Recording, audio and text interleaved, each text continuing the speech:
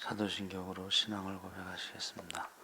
전능하사 천지를 만드신 하나님 아버지를 내가 믿사오며 그 외아들 우리 주 예수 그리스도를 믿사오니 이는 성령으로 잉태하사 동정녀에게 나시고 본디오 빌라도에게 고난을 받으사 십자가에 못 박혀 죽으시고 장사한 지 사흘 만에 죽은 자 가운데서 다시 살아나시며 하늘로 오르사 전능하신 하나님 우편에 앉아 계시다가 죄로서 산 자와 죽은 자를 심판하러 오시리라.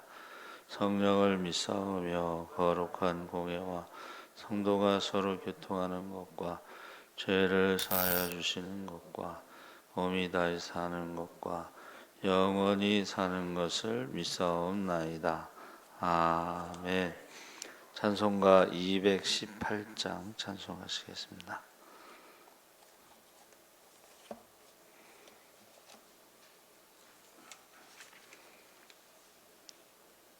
찬송가 218장 찬송하시겠습니다. 내 마음과 정성을 다하여서 주 너의 하나님을 사랑하라.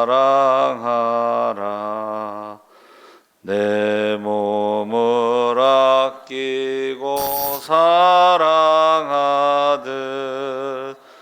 형제와 이웃을 사랑하라.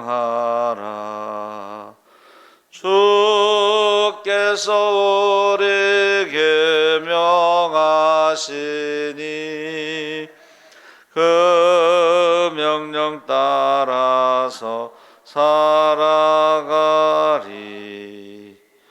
널 미워 해치는 원수라도 언제나 너 그롭게 사랑하라. 널 핍박하는 자 위에서도 신실한 마음으로 복을 빌라. 주께서 우리에게 명하시니 그 명령 따라서 살아가리.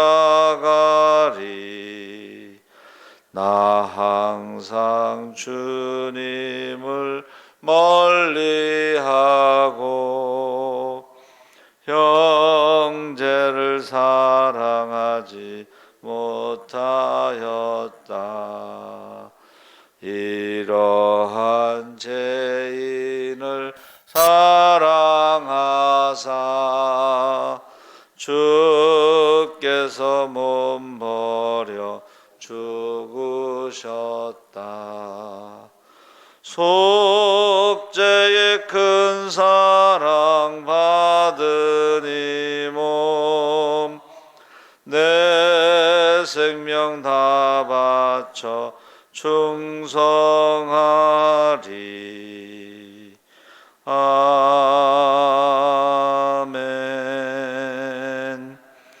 하나님 말씀은 잠언 11장 23절에서 26절까지 말씀을 보겠습니다. 구약 성경 922쪽에 있습니다.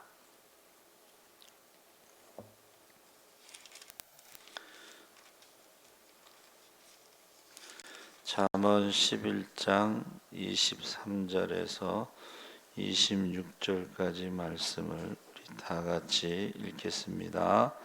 의인의 소원은 오직 선하나 악인의 소망은 진노를 이루느니라. 흩어 구제하여도 더욱 부하게 되는 일이 있나니 과도히 아껴도 가난하게 될 뿐이니라. 구제를 좋아하는 자는 풍족하여질 것이요 남을 윤택하게 하는 자는 자기도 윤택하여지리라. 곡식을 내놓지 아니하는 자는 백성에게 저주를 받을 것이나 파는 자는 그의 머리에 복이 임하리라. 아멘. 할렐루야. 네, 좋은 아침입니다. 잘 오셨습니다. 감사합니다. 영적 부자의 원칙이라는 제목으로 말씀을 나누고자 합니다. 영적 부자, 영적 부요. 우리가 가장 부러워해야 할 대상은 믿음의 부자입니다. 하나님은 공평하시고 야고보는 말하기를 2장 5절에 내 사랑하는 형제들아 들을지어다 하나님이 세상에서 가난한 자를 택하사 믿음에 부요하게 하시고 또 자기를 사랑하는 자들에게 약속하신 나라를 상속으로 받게 하지 아니하셨느냐. 그러나 꼭 가난이 꼭 나쁜 것만은 아닙니다. 그래서 심령이 가난한 자가 복이 있다 이렇게 말씀하셨죠. 그래서 성경에 보면 아브라함과 욥, 다윗 이 사람들은 믿음의 부자 가운데서도 물질적으로도 하나님께서 크게 축복하셨죠. 원래 청지기라고 하는 것이 주인이 이렇게 맡긴 것을 잘 관리하는 것인데 작은 것에 충성한 자에게 더 많은 것을 맡기시는 것을 말씀하고 있습니다. 그래서 성경의 원리대로 영적인 부요의 어떤 원칙이 있을까? 23절에 동기와 방법이 선해야 된다 그랬습니다. 그래서 우리가 대개 이제 사람들은 결과를 이제 중요시 여기잖아요. 그러나 하나님은 동기와 과정도 중요하게 생각하신다. 그래서 우리가 이제 성결에 대해서 배울 때에 이 동기가 사랑이고 과정도 사랑이고 그 결과도 사랑인 것을 성결이다 이렇게 배운 기억이 있습니다. 그래서 저와 여러분이 그 동기와 방법이 선하면 하나님께서 반드시 응답해 줄 줄 믿습니다. 아멘. 그래서 야고보 4장 2절 3절에 너희가 얻지 못하면 구하지 아니하기 때문이요 구하여도 받지 못하면 정욕으로 쓰려고 잘못 구하기 때문이라. 그래서 우리가 기도를 하면서도 응답받지 못하는 사람들이 많습니다. 그러니까 우리가 기도를 하면서도 우상을 섬기는 사람들처럼 나만을 위해서 또 이 땅에서의 축복만 이렇게 구할 때는 응답받지 못하는 거죠. 그래서 우리가 항상 하나님 앞에 동기와 방법에 있어서도 순수해야 된다. 하나님을 온전히 경외하는 자세를 가지고 경외하면 또 합심하여 기도하면 하늘문이 열리고 은혜가 쏟아지는 줄 믿습니다. 아멘. 그래서 육신의 생각은 하나님의 원수가 되고 동기와 방법이 선해야지 믿음의 부자가 될 수가 있다. 그러니까 성경에 뭐라고 돼 있어요? 아무것도 가진 것이 없지만 모든 것을 가진 자. 이게 믿는 사람의 특징이라고 그랬어요. 우리는 아무것도 가진 게 없지만 모든 것을 가진 자라는 게 뭐예요? 하나님의 뜻대로 구하면 주신다는 거예요. 할렐루야! 네. 그러니까 아무것도 가진 게 없지만 하나님 뜻대로 구하면. 그래서 저희가 이제 홍천에 여름 수련회를 간 적이 있어요. 근데 그 여자 전도사님이 옛날에는 이제 피어선 신학교라고 그랬어요. 거기 졸업하시고 그 시골에서 이제 교회를 개척해서 교회를 3개를 건축하셨어. 근데 아무것도 없어. 네. 그런데 어떻게 3개를 건축하셨는지 모르겠어요. 그 하나님 앞에 기도를 참 많이 하신 분이에요. 그러면서 저보고 내려와서 목회할 생각 없냐고. 그래서 저는 뭐 지금 유학 갈 준비하고 있습니다. 그러고 안 내려갔는데 그 전도사님을 보면 아무것도 없어요. 그런데 기도를 그렇게 많이 하세요. 그래서 교회를 3개를 건축하셨어요. 뭐 시골이긴 하지만 그래도 참 대단하다고 저는 생각합니다. 두 번째는 영적 생활에 충실해야 된다. 24절에 흩어구자에도 더욱 부하게 되는 일이 있나니 과도히 아껴도 가난하게 될 뿐이라. 예, 물질적인 부요가 구제를 통해서 이루어지는데, 뭐 아끼고 살면 잘 살겠죠. 그렇지만 그렇게 열심히 해서 되는 부자는, 세상의 부자는 거기에 이제 근심이 섞인다 그랬어요. 그래서 큰 부자는 하늘에서 내리신다 그런 말이 있죠. 그래서 아끼더라도 구제를 못할 만큼 아끼지는 마시기 바랍니다. 아멘. 그래서 영적인 부여의 원리도 이 아끼지 말아야 된다는 거. 이게 무슨 말이에요? 우리가 기도 중보기도 할 때에 여러분 저 기도라고 하는 것이 중보기도라는 뜻이 있습니다. 그 중보기도 할 때 시간을 아끼지 말아야 된다. 하나님을 경외함에 더 시간을 들이시기 바랍니다. 아멘. 그래서 우리가 성경에 보면 이제 다니엘의 그 친구들이 다니엘이 하루에 3번씩 하나님 앞에 무릎을 꿇고 기도하고 감사했는데 다니엘이 그 바벨론의 총리도 되고 바벨론이 망한 다음에도 바사 제국의 총리가 됐는데 이 제국이라는 것은 굉장히 큰 나라죠. 127도 뭐 이렇게. 그런데 거기에 으뜸 총리잖아요. 으뜸 총리. 근데 얼마나 바쁘겠어요. 그래도 기도 시간을 정해놓고 기도를 했다.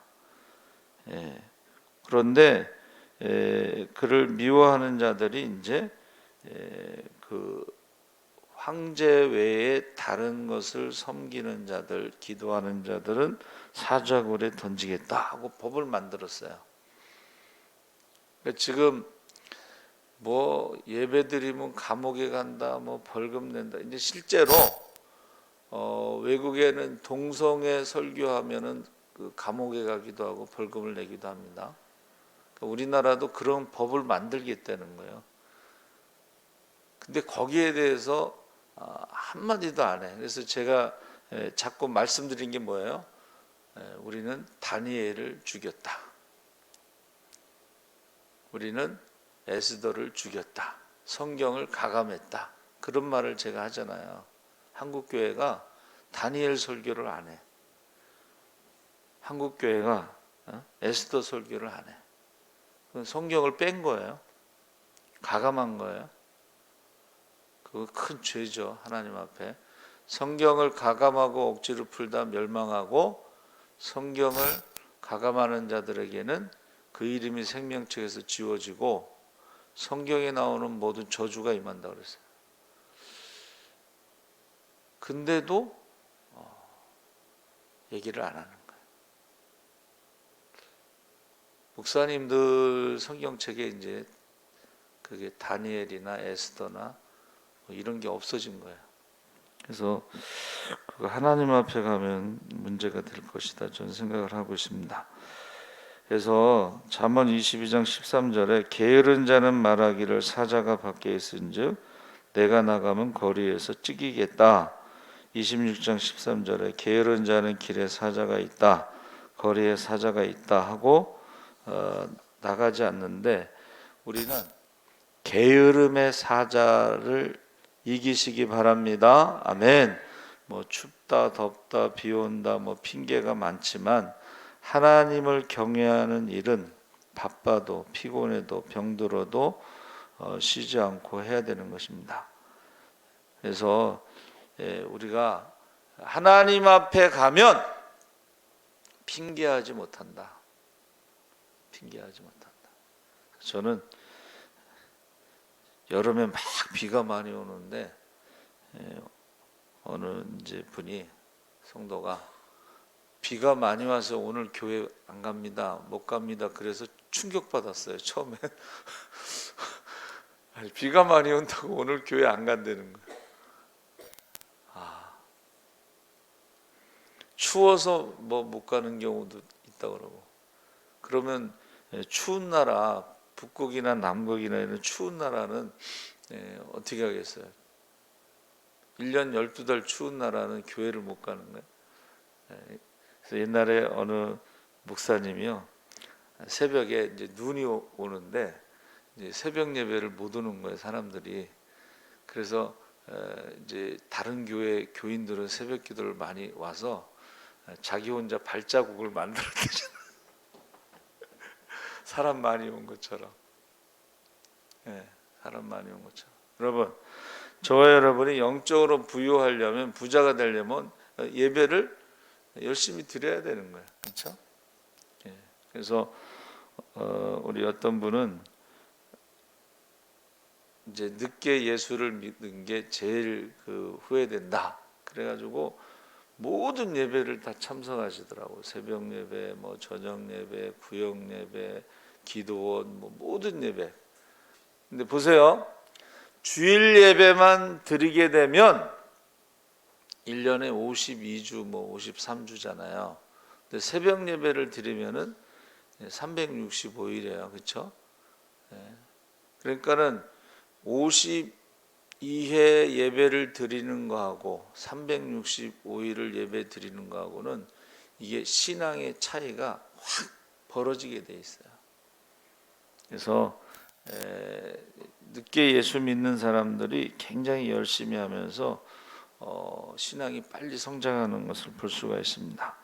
그래서 우리가 이 하나님을 경외하는 일에, 예배에 성실해야지만이 영적인 믿음의 부자가 될 수 있다. 세 번째는 이웃을 내몸과 같이 사랑하라. 그래서 25절에 구제를 좋아하는 자는 풍족하여질 것이요 남을 윤택하게 하는 자는 자기도 윤택하여지리라. 그래서 구약의 이스라엘 백성들은 성경의 가르침대로 최소한 10분의 1을 구제했다 그랬습니다. 그래서 경건한 사람들은 그 이상으로 많이 거둔 자도 남지 않고 적게 거둔 자도 부족하지 않다. 그래서 구제의 원리가 부흥에 해당된다. 그래서 그 주한 장로교의 나겸일 목사님이요, 민족 복음화와 세계 선교를 위해 힘쓰는 교회가 부흥하지 못하는 것을 보지 못했다 하고 간증을 하셨어요. 그러니까 원래는 그 주한 장로교회가 장로교단 중에 제일 큰 교회였어요.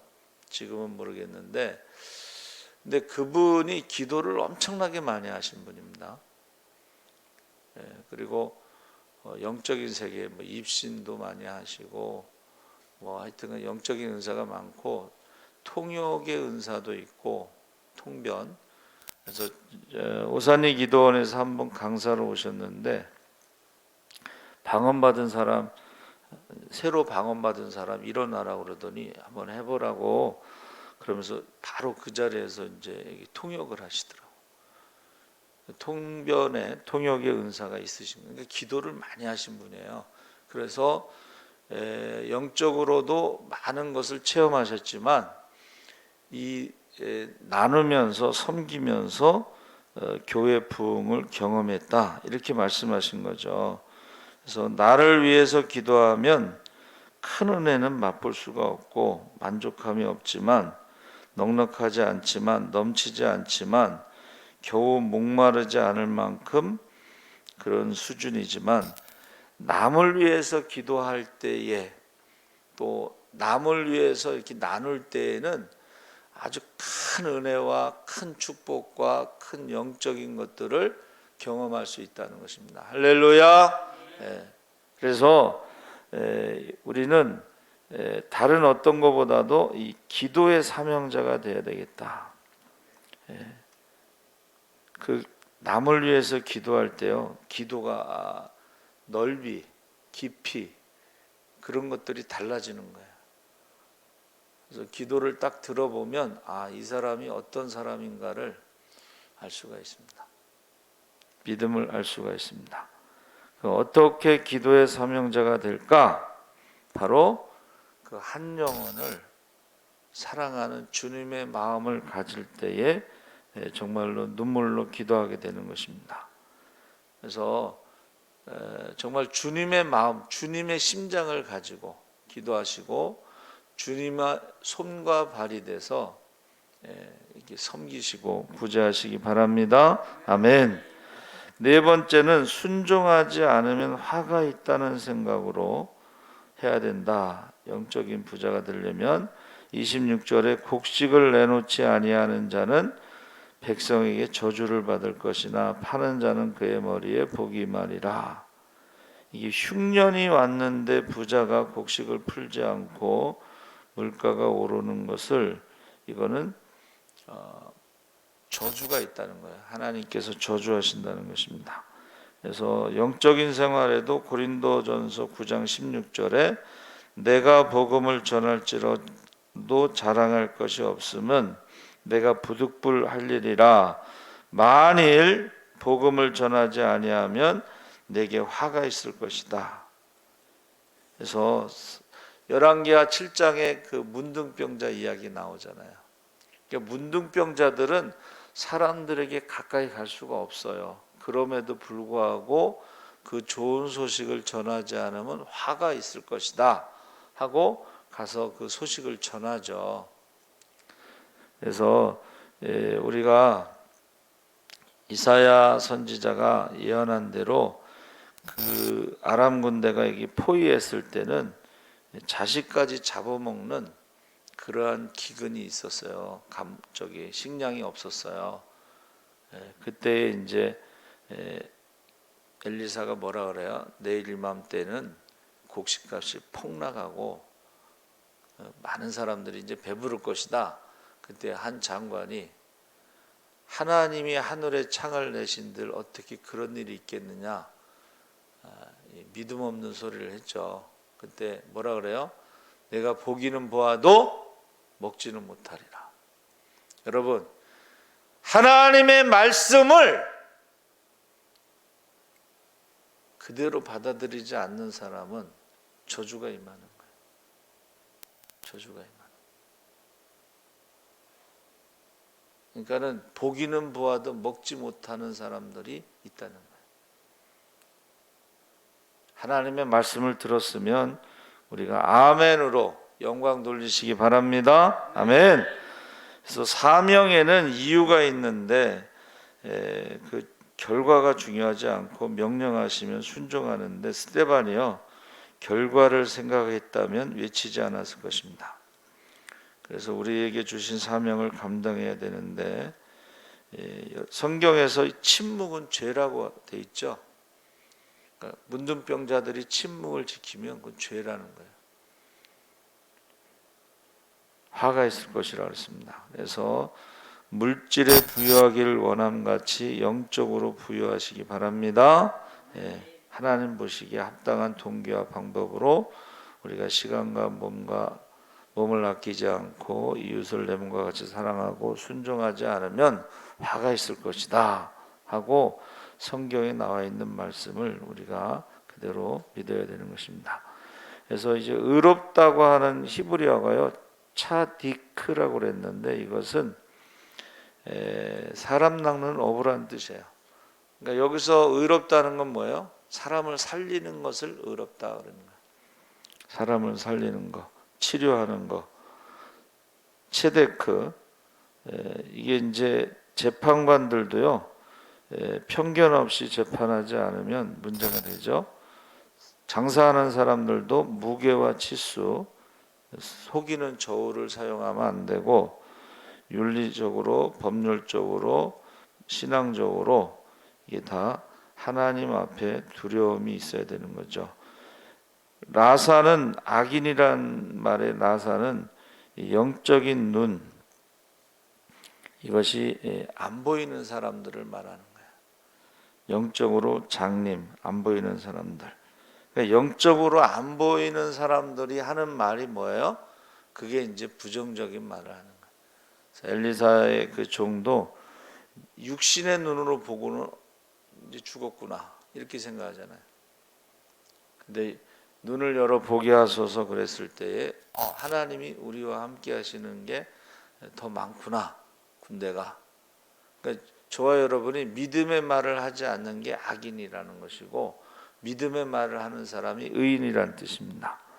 그래서 의인이라고 하는 것이 그 양양자에다가 나자를 써서 예수의 피로 씻음 받은 사람, 말씀을 듣고 복음을 듣고 믿고 듣고 믿고 세례를 받은 것이 구원받는 것이 영생을 얻는 것이 의인이고, 악인은 모질다 뭐 이런 뜻인데 묘실에 들어갈 때 흉하고 나쁜 느낌, 이것은 죽음, 지옥, 귀신 뭐 이런 뜻이에요.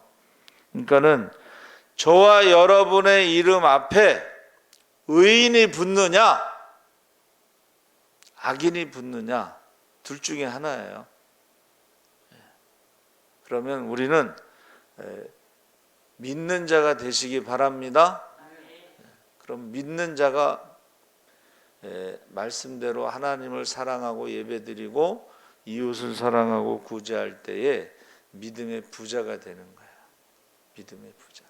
그런데 믿지 않는 자들은 우상을 섬기는 거예요. 우상을 섬기고 늘 불안하고 구제하지 않고 오히려 욕심 부리고 남의 것을 뺏어라도 자기가 부자가 되는, 이것이 악인이라는 한문의 뜻이에요. 그래서 여러분 그 흥망성쇠 있잖아요. 흥망성쇠가 예배를 드리면 흥하고 우상을 섬기면 망한다는 뜻이 있어요.